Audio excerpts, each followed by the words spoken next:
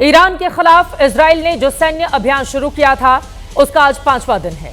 100 घंटों की इस लड़ाई में दोनों देशों ने एक दूसरे पर पूरी ताकत के साथ हमला किया है। इजराइल अपने फाइटर जेट की मदद से ईरान के सैन्य ठिकानों, परमाणु ठिकानों और गैस फील्ड पर लगातार हमले कर रहा है। हालत यह है कि इजराइल के हमलों की वजह से राजधानी तेहरान में रहने वाले लोग अपना घर बार छोड़कर जाने लगे हैं।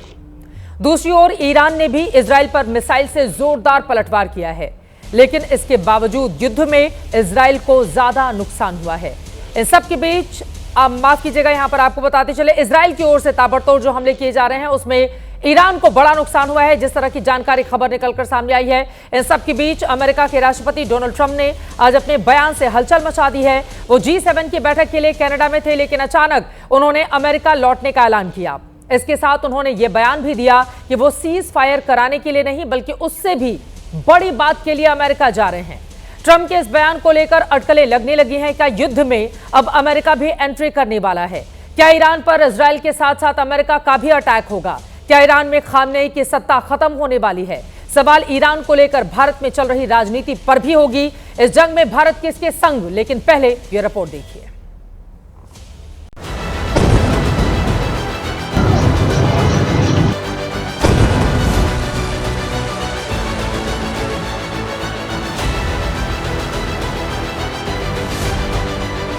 इस तनाव को कम करने के लिए भारत को एक सकारात्मक भूमिका निभानी ही चाहिए। लेकिन क्या भारत खुलकर शांति बहाल करने के लिए बोलेगा, या हम एक बार फिर से अपनी नैतिक जिम्मेदारी से मुंह मोड़ लेंगे? जैसा कि संयुक्त राष्ट्र यूनाइटेड नेशंस में गाजा युद्ध विराम पर मतदान से हमने अलग रहने का निर्णय किया। ये गलत था, ये कायराना था, और खासतौर से जब वहां पर छोटे छोटे बच्चों की हत्या हो रही है। Prime minister of India should have express solidarity with the people and government of Iran.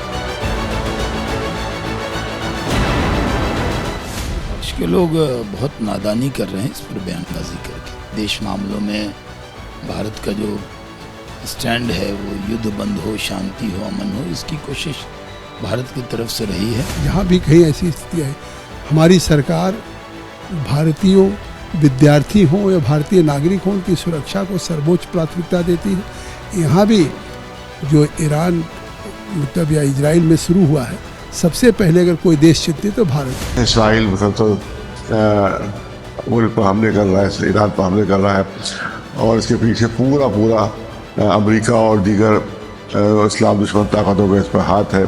Ayatollah Khamenei मुद्दत, उनकी जान को खतरा है। युद्ध का युग नहीं है, संवाद से समाधान और स्थिरता की बहाली, ये मानवता की पुकार है।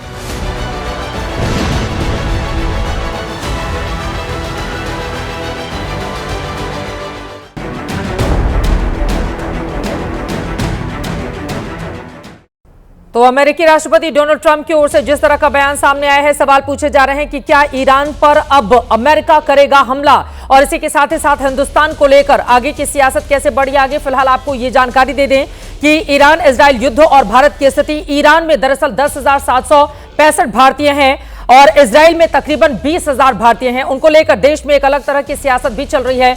लेकिन इस पूरे मामले में G7, जहां पर खुद प्रधानमंत्री नरेंद्र मोदी इस वक्त शिरकत करने के लिए पहुंचे हुए हैं, उनका जो बयान युद्ध पर सामने आया है वो भी आपके लिए जानना बेहद जरूरी है। इजराइल को अपनी रक्षा करने का अधिकार है, ये कहा है G7 ने। इजराइल की सुरक्षा के लिए अपना समर्थन हम दोहराते हैं। ईरान क्षेत्रीय अस्थिरता और आतंक का प्रमुख स्रोत है। सीधा ईरान पर यह कहते हुए हमला किया गया है। ईरान के पास कभी भी परमाणु हथियार नहीं हो सकता है। G7 के तमाम देशों ने अपनी ये बातें पूर्णतया स्पष्ट कर दी हैं।